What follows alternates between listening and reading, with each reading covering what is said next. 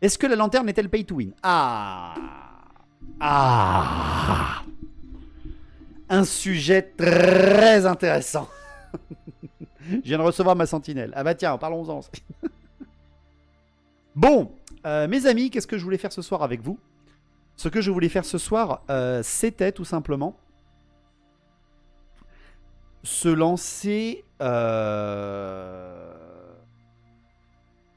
se lancer un petit peu dans la lecture, la relecture même plutôt, du Dawn of the Storm Dragon. Donc hop là, ce petit Arcane Journal de Katé. Arcane Journal de Katé que j'ai trouvé à la fois extrêmement captivant et extrêmement décevant. Malheureusement, ça a été le yin et le yang. Ce livre, vraiment, je l'ai eu en demi-teinte. Quelqu'un saurait me dire s'il faudrait faire imprimer en 3D pour ne pas avoir de rabio avec une boîte de Sword Avelorn. Hein? Quoi?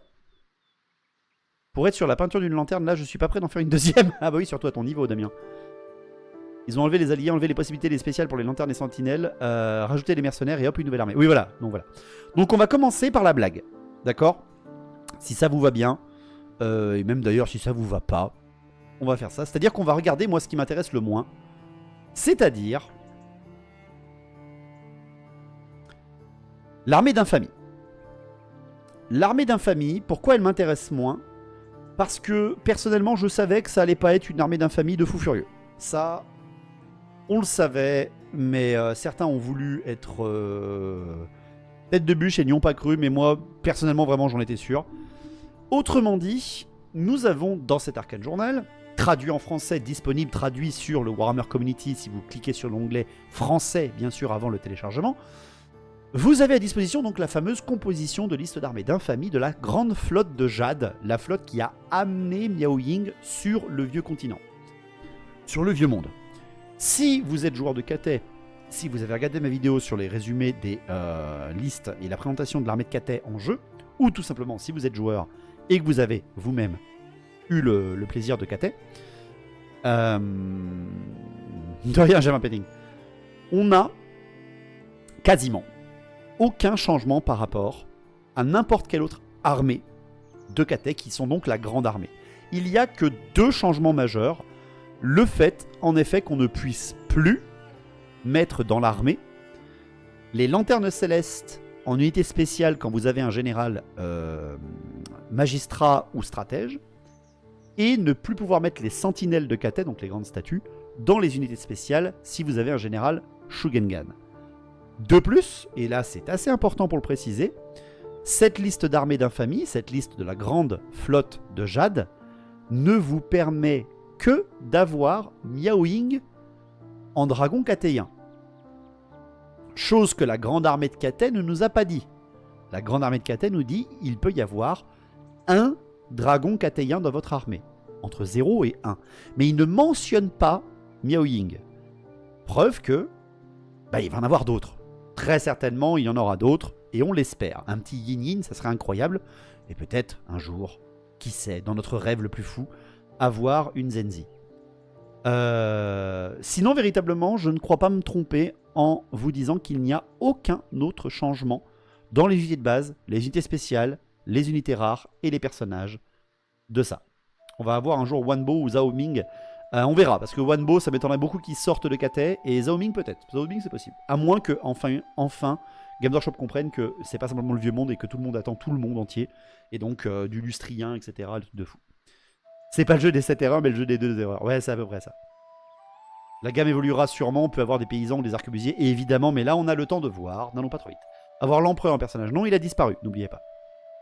Salut Salerno. La chose qui a changé, évidemment, dans cette armée d'infamie de la flotte de Jade, c'est les mercenaires. Vous pouvez avoir jusqu'à 33% de votre armée, un tiers de votre armée, sans oublier le fait quand même que vous devez avoir 25% de base minimum obligatoire. Vous avez le droit de recruter soit un capitaine de l'Empire, un maître mage, un prêtre de Sigmar ou un prêtre d'Ulric dans une tranche de 1000 points. Vous avez remarqué ? Pas de seigneur magicien. Pas de maître de chapitre. Pas d'annonciateur de la fin des temps. On peut recruter des troupes, régulières, des troupes de tir de l'Empire, des milices de franche compagnie et des archers. Comment ça, on peut pas recruter de chevaliers de cercle intérieur? Bah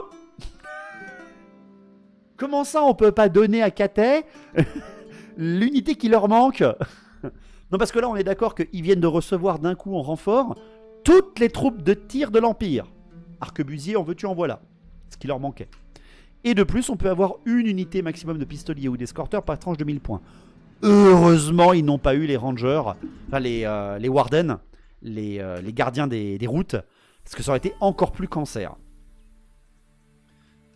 Skaven Kiki, les Catéiens, Zizi. Pas compris. Je trouve ça pas mal, ça rajoute ce qui manque à Cathay sans tout leur donner et être abusé. Alors, je suis tout à fait d'accord. Des prêtres de dans les Jade Warriors, voilà, par exemple, ça serait incroyable. Précision importante, notez que les unités mercenaires d'une armée de flotte de Jade ne sont pas soumises à la mauvaise conduite des mercenaires.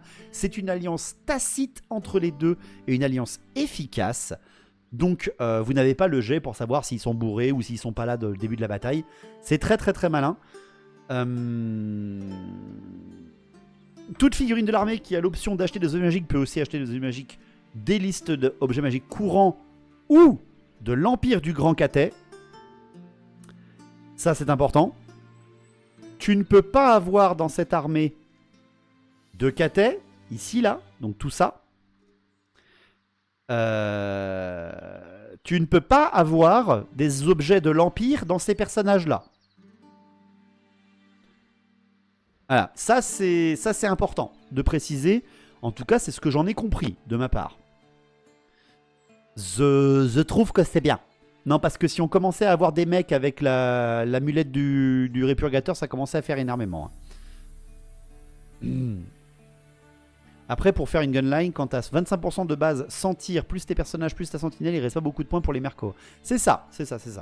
Donc en fait, avoir cette armée comme ça...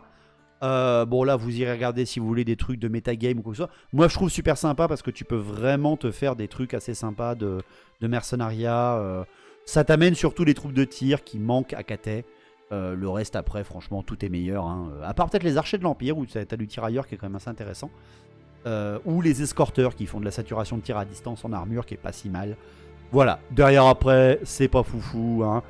Mais c'est toujours intéressant. Les prêtres qui peuvent amener quand même les prières.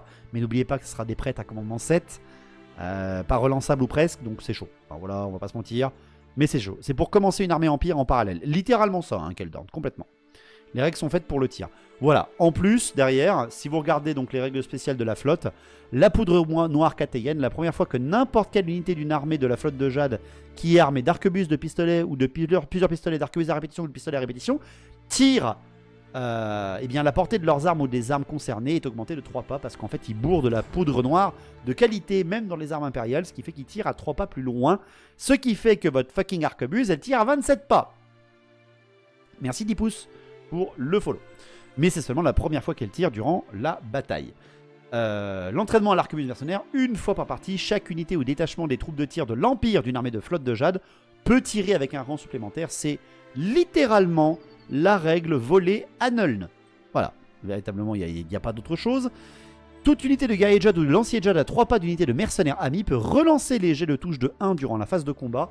Unité et harmonie, l'une des règles les plus puissantes, je trouve, pour cette armée, parce qu'on en parlait des prêtres dans les unités de Cathéen, bah là ça rigole encore moins, hein, mes amis. Hein. Par contre, n'oubliez pas, si vous avez pris un prêtre, vous pouvez plus prendre d'autres personnages dans les mercenaires avant 1000 points. Comme dit ma femme, 27 ça commence à faire. Très bien. Et enfin, le ballon de guerre. Vous pouvez avoir une lanterne céleste par tranche de 1000 points qui, pour 15 points, deviendra embusqueur. En outre, une fois par partie, la lanterne céleste gardée en réserve peut relancer le dé pour déterminer si elle arrive à ce tour en tant que renfort ou si elle est retardée. Donc en gros, tu fais le score où elle arrive, ça te va pas, tu le relances. Voilà, parce que tu n'as pas envie qu'elle arrive vraiment à ce moment-là. Ou alors, tu as envie qu'elle arrive à ce moment-là et tu relanceras une seule fois par partie ce dé. Pour le lore et les parties à thème, c'est cohérent et ça apporte un plus, mais n'étant pas un fan des armées avec des alliés à la base, j'ai du mal, mais c'est très personnel. Ouais. Avec les raids de détachement et régiments combattants entre Cathay et l'Empire, ouais, c'est intéressant. En fait, No Man's Land ne sert plus à rien, c'est à peu près ça. Sauf si tu te déploies en recul. Vu mieux un capitaine au tir qui peut snipe ou un prêtre de Sigmar ou Ulrich. Vous faites ce que vous voulez en termes de custom. Là, vraiment, c'est... ouais. Les objets, j'aime bien les objets d'armes magiques parce que j'en ai pas trouvé de vraiment full pété. T'en as un qui est le même que les trucs des vampires. C'est ce qui me fait très très rire d'ailleurs. Parce que c'est. Il y en a un d'ailleurs, il y en a un qui a piqué l'épée de Wanbo, ça m'a fait rire. Elle est où Attends, elle est où l'épée Wanbo? Elle est là, voilà, l'épée de raison. L'autre il est parti avec l'épée de Wanbo. Wanbo dit parfois cette grande lame quand c'est à lui que revient d'imposer la volonté de dragon céleste au renégat. Je trouve ça trop drôle. Le fait, hop, allez vas-y, c'est un peu yin-yin ça. Hein. J'ai envie de dire quand même que c'est un peu yin-yin comme technique, mais pourquoi pas. J'avoue, une lanterne en embuscade alors qu'elle a l'éclaireur, pourquoi? C'est vrai, pourquoi? Par contre, il faut qu'on parle de ça. Quelques secondes, hein, juste pour qu'on râle, parce que nous sommes des Français, il faut qu'on râle. Épée intermittente. Pardon, je prends la relique, mais 2 minutes, c'est ça. Il doit avoir une collègue de la même épée dans son râtelier, c'est ça. Je la mets dans ma listing, je trouve ça trop cher comme dame, mais rigolo. L'armure de jade, 40 points. Armure de plate complète. Invulnérable 5. Résistance magie, moins 2.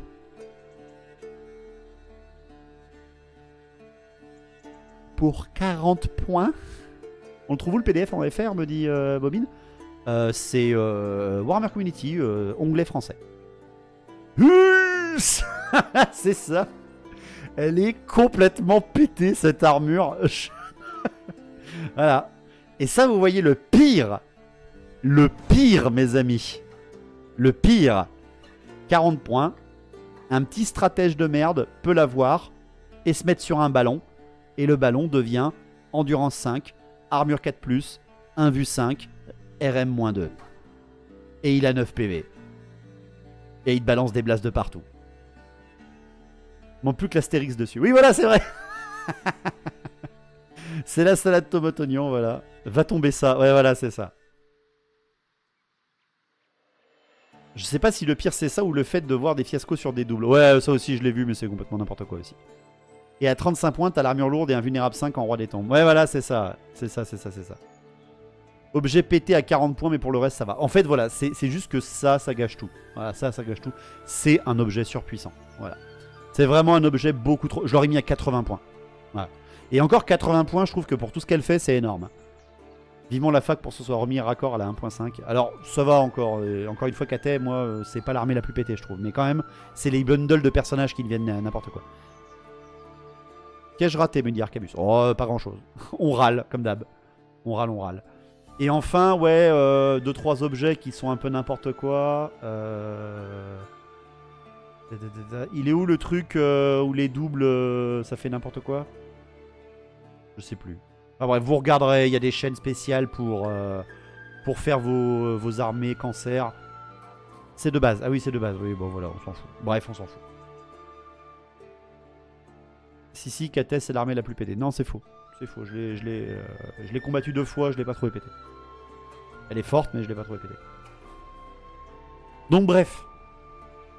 Bref, mes amis. Les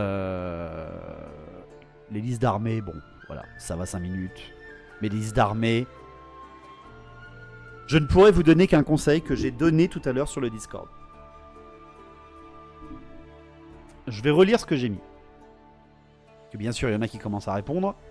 Et c'est normal, chacun a son avis. Dans ce que je dis, voilà.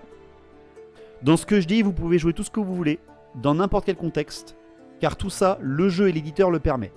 C'est normal parce que tout ce qu'on peut râler sur la metagame, Game Workshop, normalement y a pensé. Donc ça veut dire que Game Workshop sait qu'on peut arriver à des trucs débiles. Mais il faut juste réfléchir. C'est important de poser ça. Quand tu joues à Warhammer The Old World, comme n'importe quel wargame qui a un contexte, réfléchis à ton contexte. Réfléchis en fait à ce que tu es en train de mettre en place dans ta bataille. Avoir une armée de 1500 points ou une armée de 2000 points, ça peut aller entre 40 à 100, 110 hommes. 110 infanteries. Voire à 40 dans les petites infanteries. Pour du 2000 points. En gros, à l'échelle du monde de Warhammer, des armées de cette taille représentent une infime partie des armées, des factions. Et il faut essayer de bien comprendre que il y a une pente qui est assez glissante. Je l'ai mis aussi dans les scores dans ce texte. Je me répète un peu, mais j'essaie de bien choisir mes mots pour pas qu'il y en a qui se frustrent. Mais sortir une lanterne, quand tu joues Catet, c'est utile. C'est le gameplay de l'armée. C'est ton beacon volant, ta balise volante qui te fait l'éclaireur, qui te rend compte des positions adverses, qui t'annonce tire mieux à gauche, tire mieux à droite. C'est une lanterne qu'on voit super loin pour que tes éclaireurs retrouvent leur chemin plus facilement. C'est un truc qui survole quelqu'un et qui te bombarde dessus. Ok, aucun problème, aucun souci.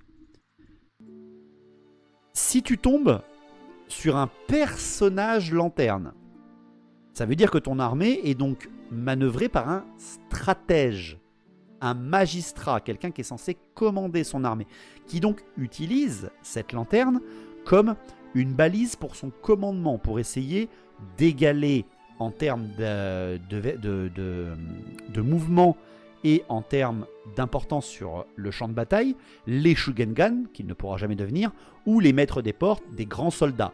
Lui, c'est un magistrat ou un stratège, quelqu'un qui en a dans le ciboulot, quelqu'un qui calcule, quelqu'un qui est stratège, c'est dans son nom. C'est-à-dire que faire que ton stratège soit un tank à vapeur volant, plus costaud même qu'un tank à vapeur volant, qui va aller dans le corps à corps, n'a aucun sens. Aucun sens dans une narration. À moins qu'il soit fou, et même s'il est fou, il devrait alors être incontrôlable. Sortir 4 sentinelles à 2000 points, sortir 3 lanternes, 2 personnages et une lanterne dans l'armée à 1500 points, tu ne fais pas du jeu narratif. Même si ton armée, elle a un lore, ouais, mais c'est les squads d'éclairs, etc. Tu n'as pas de narration suffisante, je trouve, pour justifier que tu joues 3 lanternes avec 2 personnages montés sur lanterne dedans qui sont full buffés en termes d'expérience de jeu. Il n'y a aucun sens. Comme quelqu'un qui te sort 2 à 3 dragons dans une armée aux elfes à 1500 points. Et même si c'est du Calédor et tout, il y a une base de contexte, les enfants. Il y a une base de contexte dans le jeu. Le monde se refroidit à cause des vents de magie du chaos.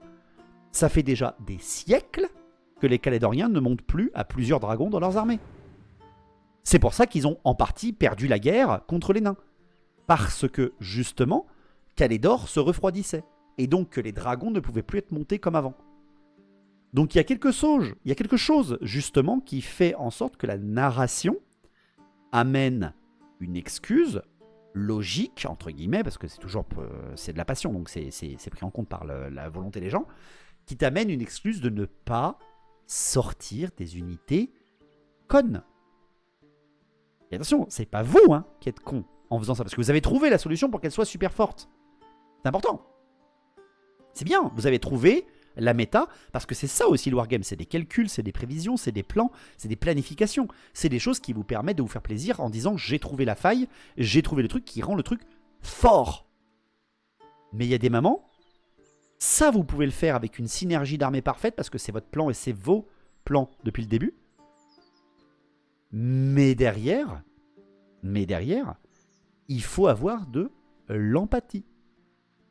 C'est-à-dire que si tu arrives, toi, en tant que joueur, à avoir trouvé la faille en disant « Ok, je viens avec 3 lanternes, mon coco, plus une sentinelle, on est à 1500 points. Viens, je t'attends. »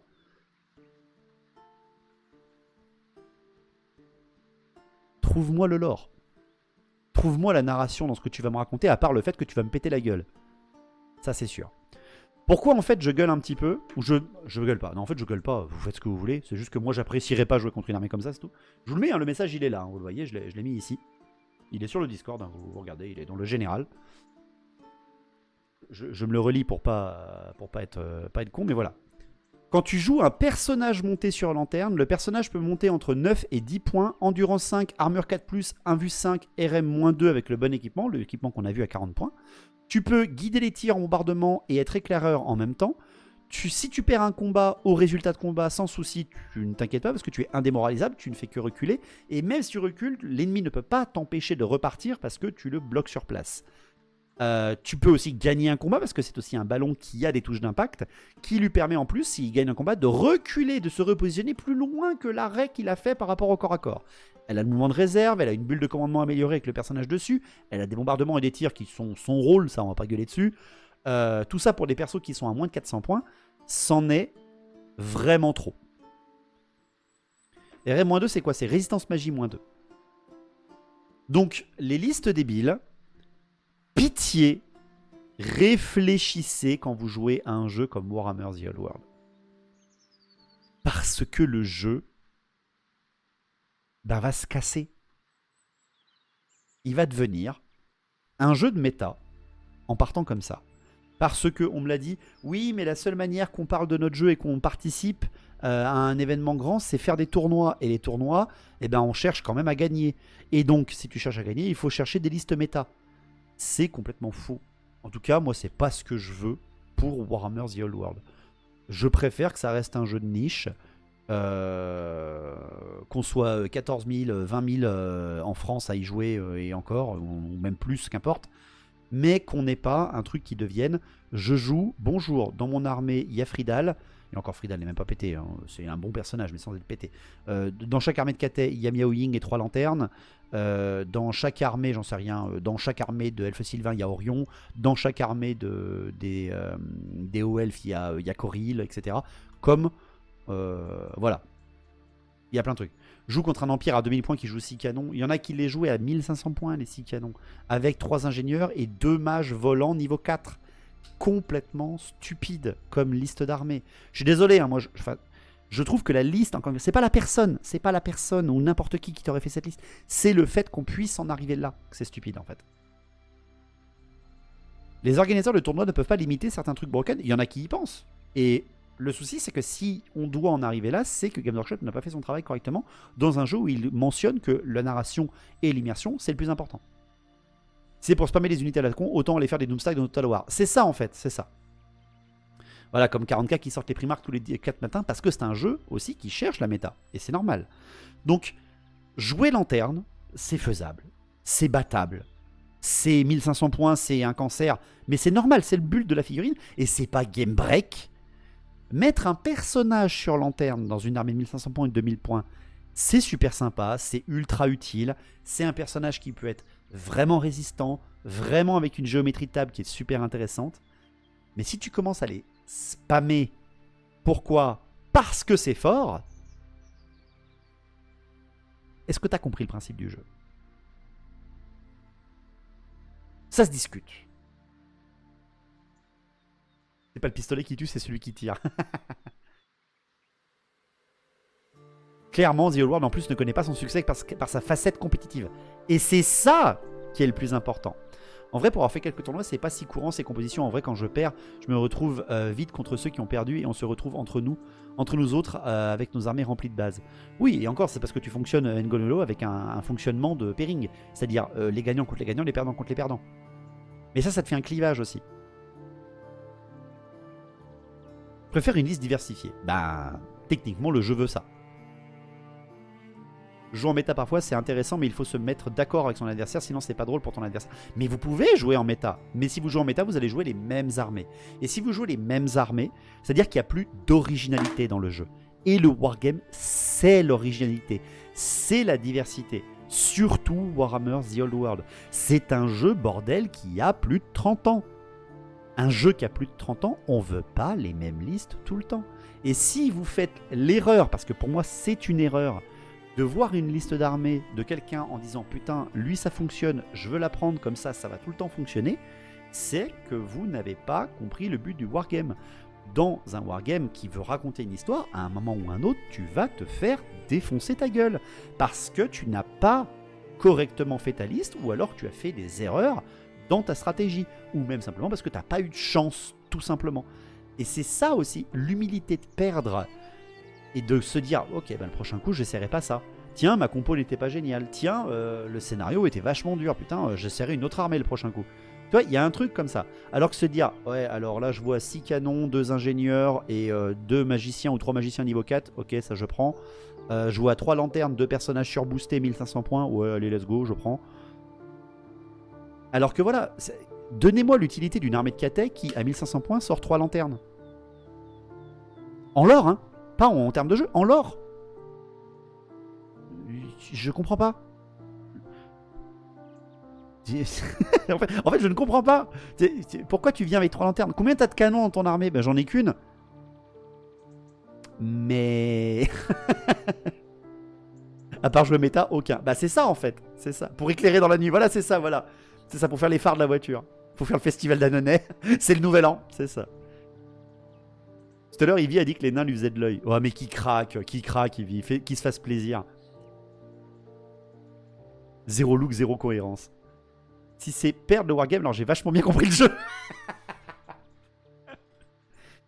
Il est facile le lore. Une sentinelle, c'est hyper lourd à transporter. Il lui faut 3 lanternes pour la faire voler. C'est faux, parce que justement, dans l'Arcane Journal, il t'explique comment on voyageait les sentinelles et qu'il fallait des navires pour les porter, les sentinelles, tellement elles étaient lourdes. On peut pas faire Pacific Rim et bombarder un ennemi avec des sentinelles. En tout cas pour l'instant. À 1500 points, tu peux même sortir 4 lanternes. Oui, mais patient, tu vois, c'est exactement la même chose. Et le pire, c'est que celle-là, je la trouve plus logique et plus lore que 3 lanternes. C'est qu'avec les contes vampires, je vous rappelle qu'à 1500 points, on peut faire une liste d'armées à 3 Terrorgeist à 1500 points avec les contes vampires. 3. 3 Terrorgeist à 1500 points. Bah là, je veux bien jouer contre l'armée à 3 lanternes. Là, je veux bien, là. Avec ça, vas-y. L'important, c'est de préserver le plaisir de vos adversaires. Ne jouez pas pour gagner, jouez avec le plaisir de tous. Après, encore une fois, c'est un jeu... Là, ce que je vous partage, encore une fois, ce n'est que mon avis, ce n'est pas une vérité authentique, bordel de merde. Faites-vous propre avis, vous voulez jouer 3 lanternes, jouez 3 lanternes, mais en tout cas, vous ne jouerez pas contre moi. Voilà, c'est tout. 6 canons, 2 magiciens, je crois que ça va ce qu'il parle. Ah oui, mais il y en a eu plein. J'ai eu des mecs qui sont venus à la maison, ils sont venus jouer en disant, bah, j'ai vu cette liste, je sais plus, je crois que c'était JB qui avait fait ça. JB qui est excellent hein, pour faire des listes de l'armée, il est super doué, hein, il fait des listes de fous furieux. J'ai vu des listes Skaven qui faisaient très très peur. Hein. Mais malheureusement, non, c'est... Pourquoi? Faut juste montrer à l'autre que votre lore est mieux que le sien. Et ça... Parce que si t'as gagné sur le lore, mais t'as perdu la bataille, c'est mieux, je trouve, que gagner avec le lore. C'est punitif surtout, mais c'est surtout punitif anti-monstre. Ouais. Clairement, faut s'entendre sur ce que l'on joue. Bah c'est ça, Neo-sama. C'est ça, Neo-sama. 2 joueurs méta qui jouent l'un contre l'autre vont s'éclater, je pense. Ouais. Ah mais oui, c'est sûr. Hein. Sauf que pour moi, les joueurs... En fait, faire une liste méta... faire une liste méta, je pense... C'est que la partie est pliée quand t'as fini ta liste. Je trouve, en fait. Ou allez, à ton déploiement. La partie est pliée, en fait, à ton déploiement. Je trouve que c'est comme ça, en fait, parce que t'as tellement préparé en amont, et ça dépend tellement, en fait, de ton jet de dés, que si jamais un seul tes jet de dés te fait foirer toute ta stratégie de méta, plus rien ne va après. J'ai joué loup de mer ce week-end, c'était super, j'aime beaucoup. C'est très sympa, les loups de mer, très très sympa. À 1500 points, tu peux jouer 750 Nioblar. Ben, c'est vers Paris, là. J'ai vu Facebook... j'en ai vu certains de l'équipe de Paris là, ou de la région parisienne qui se sont fait un week-end barbecue Warhammer. J'ai oublié de commenter sur leur publication Facebook, mais ils m'ont fait énormément rire parce que t'as à un moment un réel d'un joueur chaotique. Alors tu vois un seigneur sur dragon, tu vois un dragon du warp, des chevaliers absolument partout. T'entends le gars qui dit la magie c'est pour les faibles, tu vois donc certainement une armée full montée, hein, on est bien d'accord. Et juste en face, le gars qui tient la caméra qui fait ouais, il va falloir beaucoup de Nioblar pour arrêter ça. Et le mec il tourne sa caméra et tu vois qu'il a une armée d'ogres en plus magnifique, comme le joueur d'ailleurs KO qui avait une armée magnifique. Et tu vois qu'il a en effet beaucoup d'ogres, beaucoup de Nioblar dans son armée. Tu fais putain, j'aurais été curieux de voir ça. Ce week-end, JB, il a joué une liste Nanuka avec plein d'autres gobelins. Bah ouais, mais les gobelins, c'est OP et c'est sympa en plus à jouer. Et c'est pas Game Break. J'en étais dans le barbecue. Ah, trop cool, Julien. Je confirme qu'en menant entre joueurs méta, on s'éclate, mais il faut juste diversifier. Moi, j'avoue que je m'amuse comme ça, mais j'ai besoin de mes batailles casual pour décompresser. Oui, après voilà, si vous cherchez la méta et le casse-tête, faites-vous le kiff. Et pareil, hein, je suis très curieux de voir les listes d'armées à triple sentinelle, les listes d'armées à triple lanterne, double personnage. Liste 2 voire 3 dragons. Voilà, c'est ça, Julien. Ouais, j'ai vu. Ouais. J'ai vu la table. Mais voilà, c'est juste qu'il faut faire attention. En fait, je trouve que c'est une pente qui est un peu glissante parce que ça fait devenir Warhammer The Old World comme il devrait être du point de vue de la génération 2000-2010, c'est-à-dire un jeu à tournoi méta, comme Games Workshop n'arrive pas à s'en décrocher depuis qu'il a sorti AOS et qu'il a fait devenir célèbre Warhammer 40 000. C'est qu'ils n'arrivent pas à s'en décrocher en fait. Ils n'arrivent pas à arracher ça. Et je pense que justement la sortie de Horus Heresy et la sortie de Warhammer The Old World fait que Games Workshop essaye un petit peu de rattraper, de recoller à ça, à cette ambiance casual, cette ambiance où tu peux jouer en achetant ces figurines, jouer une fois tous les 6 mois dans ton armée, mais t'as payé ça et sur la rentabilité en fait t'as fait gagner à l'entreprise en fait. Et Game Break pour les guerriers du chaos, t'as une idée? Ils ont tellement de choix les guerriers du chaos. Les guerriers du chaos, t'as des unités qui sont très fortes et des unités qui sont très sacrifiables, donc tout est jouable. Un retour de Mordheim like un jour grâce à la community Old World. Bah Namgame mon cher Kiar. Regarde la dernière vidéo qu'a fait Namgame. Va voir. Ça fait 1 an et demi qu'on l'attend, mais ils vont nous régaler. Hein. Je trouve que le narratif, le truc que l'on sous-exploite, c'est le scénario. Je ne parle pas des objectifs, mais de quelque chose de plus radical. 1000 points de nains contre 3000 points de gobelins la nuit. Et de nains doit tenir le max de tours, par exemple. Et ben justement, profitons-en.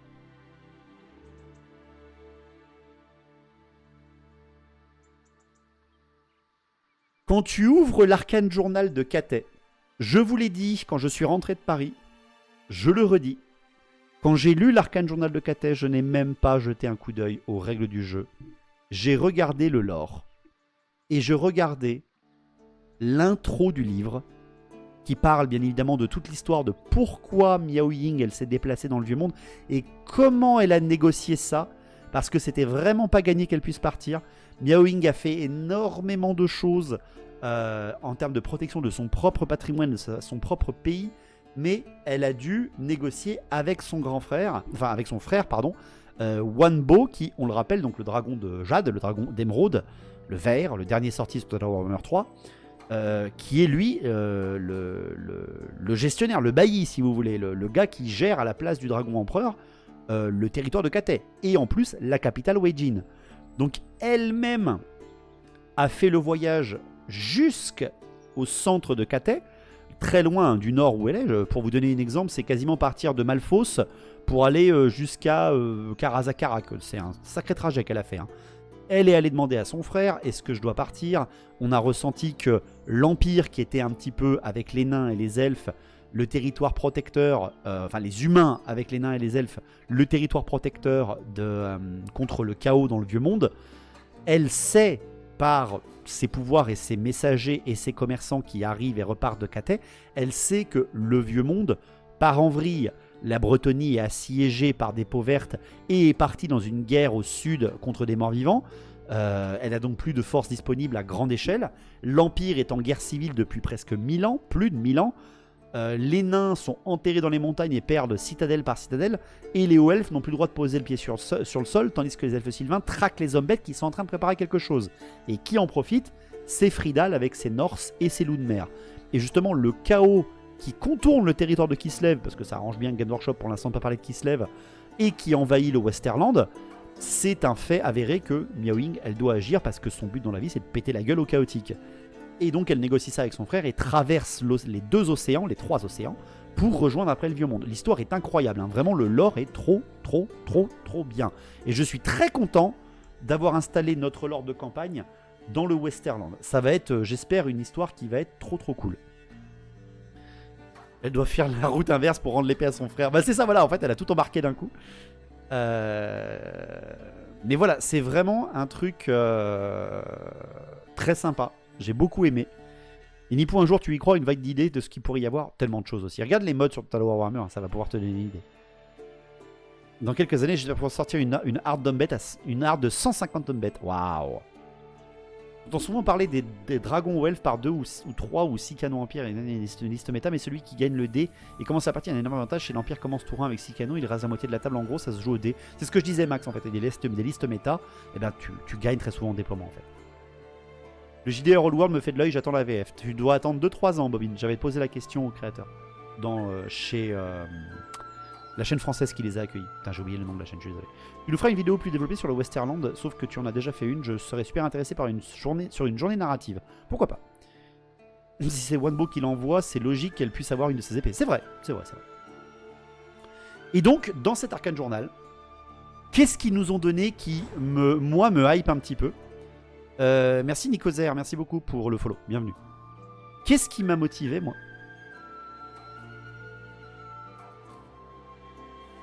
Eh bien, c'est que dans ce Arcane Journal, pour pousser les joueurs à décorer leur table, chose qui, on est d'accord, aurait dû être dans le livre de règles de base, ce qu'ils n'ont pas fait, ils nous donnent toutes les règles pour faire des tables décorées aléatoirement. Vous avez un principe, choisissez un nombre de décors, un nombre différent de types de terrain. Placez tout ceci à côté de votre table de jeu. Jetez un dé. Le gagnant du dé pose les terrains. Et le perdant du dé jette 2 D6. Et non, pardon. Jette D3. Faites plutôt D6, je trouve. Jette D3. Et utilise le dé de déviation et 2 D6 pour rebouger le nombre de son D3 ou de son D6 de décor. En expliquant un petit peu en termes de lore que vous autres généraux avez des cartes de région, mais que parfois ces cartes peuvent être imprécises à cause de la guerre civile impériale, et donc que parfois les données ne sont pas exactes par rapport à la réalité. Cette tour ne devrait pas être au pied de la colline, elle devrait être un peu plus loin. Et en fait, au final, on la trouve, elle est à côté de la colline parce que le gars qui a fait la carte était pas doué ou que la guerre est passée par là. Je trouve l'idée super sympa d'avoir mis ça en plus avec une excuse lore. Je trouve génial. Ça, je trouve très très bien. De plus, Games Workshop nous inonde en 6 pages. 6 pages, les amis, quand même. Hein. Ça faisait 1 an et demi qu'on attendait ça. Oui, plus d'1 an et demi. Il nous annonce toutes les règles et les explications de comment mettre des règles spéciales sur vos décors. Qu'est-ce que c'est qu'un décor de bâtiment? À quoi on peut gérer un bâtiment avec des tireurs dedans, des combats dedans? Comment on fuit à travers un bâtiment? Comment on fuit à travers des terrains, etc. avec du détail. Et en plus, il te donne des règles spéciales de décors détaillés. Les marais, les traces, enfin les rainures dans le sol, les collines de dunes, qu'est-ce que c'est qu'un village de pêcheurs, comment on gère une ruine hantée, qu'est-ce que c'est qu'un bois dense, qu'est-ce que c'est qu'une colline, qu'est-ce que ça apporte, etc. Tout ça est résumé dans ce livre. Et bordel, on attendait ça depuis 1 an et demi, enfin les décors avec les règles. Ah, ça faisait du bien, bordel. Je préfère que chaque joueur pose X terrain tour à tour. Ça évite d'avoir un joueur qui volontairement ne met pas de marais parce qu'il joue à lézard ou à une forêt parce qu'il joue contre les elfes divins. Non, Carnarel, tu as mal compris ce que je voulais dire. C'est que tu décides à 2 quel décor tu mets. Et il y en a un qui va poser les décors et un autre qui va rebouger, entre guillemets, des 3 ou des 6 décors. Après, encore une fois, ça c'est si vous n'êtes pas d'accord pour installer la table vous-même ou préparer un scénario. Encore une fois, si vous préparez un scénario, normalement ça va indiquer comment votre table va être placée, entre guillemets. Donc c'est à vous de choisir, c'est à vous de voir, bien évidemment. Ils donnent des règles pour les routes, c'est étonnant mais appréciable, c'est souvent le grand oublié des jeux. Mais c'est ça, ils ont vraiment fait du... C'est mieux effectivement, c'est ça un Carnarel, tu as tout le monde qui choisit et après il y en a un des deux qui place et l'autre qui redéplace. Ce qui est pas si bête, je trouve aussi. Mais c'est vrai qu'en effet, tu prépares la table. Si tu es un bon hôte, tu prépares la table équitablement pour faire un petit scénario à celui-là qui vient jouer chez toi. C'était là en fait. Voilà, c'est ça. C'était là en fait. Donc, moi, c'est ça que j'ai lu chez French Game Studio. J'ai lu, oh putain, ils ont fait les tables pour les décors. C'est trop bien, c'est trop bien, c'est trop bien. Bah, la règle des routes, elle est là. Une route est un terrain en ligne. Can be either narrow or wide. Ok. If the road is wide, it's well maintained. Ok, donc elle est bien entretenue, etc. Si la route est un sentier, alors elle est plus pauvrement maintenue. Il y a des morceaux qui sont pas très bien calés, il y a des dalles qui sortent, etc. Chaque section de 12 pas d'un sentier doit... D'accord. Sur 12 pas d'un sentier mal entretenu, eh ben, à 3 pas, tu as un terrain dangereux.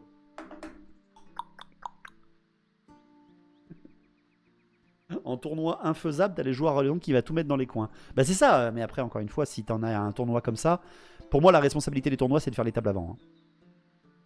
Et tu fais des tables miroirs, comme ça, c'est équitable pour tout le monde. Ça, on l'avait fait, on l'avait fait sur ce que j'avais organisé à Andrézieux. Et à Domazan, ils avaient très bien pensé ça, Phil et ses organisateurs, très très très très intelligents.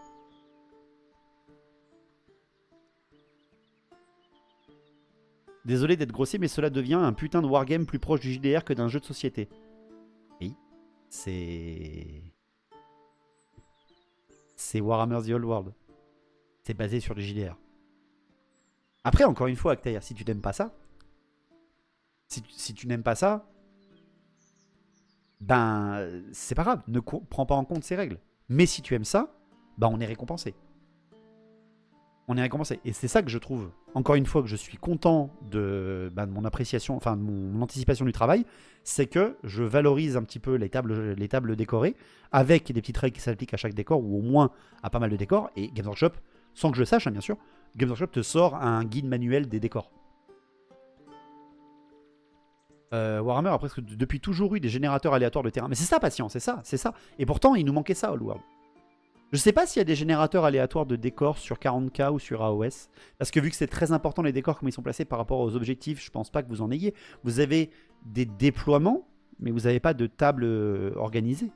Il faut des choses pour se cacher à AOS ou 40K. Je sais pas si ça existe. Décor spécial, le tunnel de Fourvière. Vous ne pouvez avancer que d'un pas toutes les 2 tours.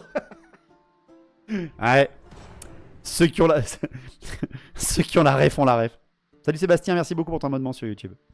Un 40K, il y en avait fut un temps. D'accord, il y en a déjà eu, ok. Warhammer a presque... Ah non, pardon, excuse-moi. Il y en a déjà eu, me disait Forge de Brin. Bah oui, parce que Forge de Brin, un de nos défenseurs des collections d'antan.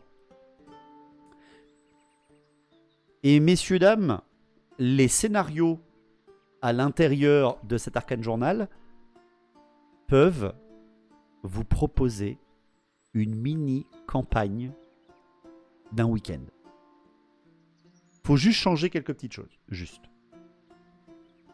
Exemple. A timely arrival.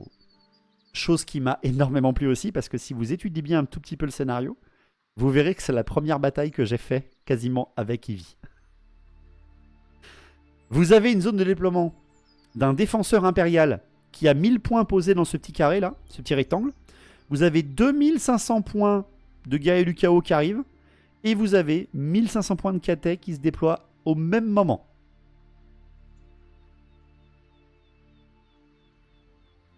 Voilà. Donc en gros, il faut arriver à sauver les impériaux avant qu'ils ne soient tués par les guerriers du chaos. Et c'est les guerriers du chaos qui commencent. Sachant que le No Man's Land est de 12 pas, t'as pas intérêt à te coller devant la ligne. Hein. Et voilà, je trouve ça, si vous vous rappelez, hein, dans la première partie qu'on a fait chez Eevee, c'est un survivant d'une bataille qui va se cacher dans une tour, et alors qu'il se cache dans la tour, Katé arrive. Bon, c'était pas où il y avait 1000 points d'impériaux, mais l'idée était quasiment la même chose.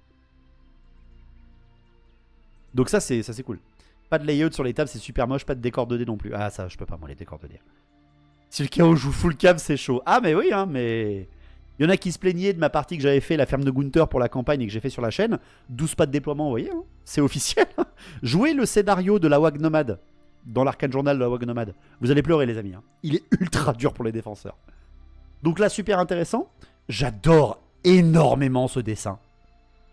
Je le trouve trop fucking classe, je trouve, vraiment. Voilà, vous avez quelques petites choses qui se rallient au décor qu'on a vu. Et c'est bien précisé que c'est une armée de la flotte de jade qui doit être, posée. Et si je me trompe pas, tac, tac, tac.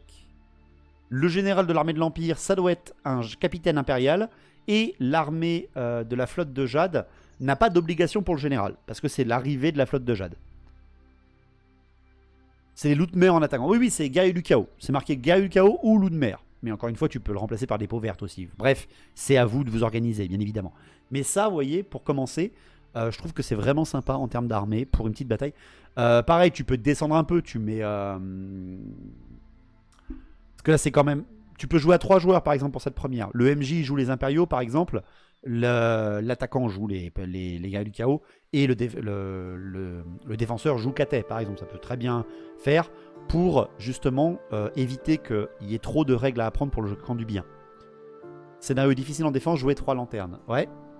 Ah ben, 3 lanternes contre une wag nomade qui te tombe sur la gueule, à mon avis, tes lanternes, elles vont pas apprécier, à un moment ou à un autre. Donc ça, vraiment, le truc est assez sympa. 2500 points, ça me paraît quand même beaucoup du côté chaotique, mais ça peut être sympa de le jouer quand même. 3, non, je dirais 4, voilà, c'est ça. Deuxième bataille, c'est l'assaut de Léonen. Léonen qui est une des villes, l'un des villages qui se trouve sur la route qui mène vers le nord du Westerland, où on a justement des grandes herbes, une colline, une route. Donc on vous a parlé des règles de route, le déploiement de No Man's Land de 24 pas mais en léger oblique, et un petit canal au milieu, avec là, dans ce scénario, l'arrivée de Miaoying et de Fridal. Bon, là il propose des batailles à 3000 points. 2000 c'est bien aussi. Parce que 2000 points... jouer à 2000 points cette bataille vous permet de jouer le total bundle de Katet. Si tu joues en 2000 points, tu joues le total bundle de Katet, Miaoying, un Shugengan, un grand maître des portes GB, tu joues le bataillon, tu joues une lanterne, une sentinelle. 2000 points, ça passe, hein. Ça passe. Derrière après, 2000 points avec une armée de loups de mer, commandée par Fridal, on l'a déjà fait sur la chaîne, c'est la bataille contre les trolls. Bataille du plaisir. Oui, mais n'oubliez pas que si vous voulez jouer ça sur un week-end, après cette bataille se joue à 3000 points, comme elle peut se jouer à 1000 points aussi, bien évidemment. Moi qui n'aime pas jouer des persos nommés dans les petites parties, je la trouve très bien. Ah oui, Deviad, 3000 points c'est très bien, mais par contre ça veut dire que vous allez acheter beaucoup de Katet. C'est ça aussi le truc. Alors que, bon voilà, tu joues une 2000 ou même une 2500 points, hein. Ça marche très bien aussi. 2500 points, t'as quasiment pas à changer de l'armée d'avant, etc. pour le chaos, par exemple. Bref, je continue. Ce qui est très sympa, c'est que dans cette armée, ils conseillent... ils te mettent la flotte de Jade. Donc en fait, c'est très simple, t'as 3000 points là. Joue-le à 2500. Mais fais en sorte, si tu veux faire une campagne, une vraie campagne, les pertes que t'as eues à la bataille d'avant, tu les comptes et tu joues avec la même armée. Sauf que tu rajoutes Miaoying. Et là, vous avez une continuité sur vos batailles et vous avez ce qu'on appelle de la narration. Tu viens d'arriver et de sauver le village, les dernières troupes impériales, tu les assimiles à ton armée parce que tu auras eu des pertes, hein, quoi qu'il arrive, et que ça te fait un tiers de ton armée vu que c'est 1000 points sur 3000. Et derrière, le chaotique va être repoussé.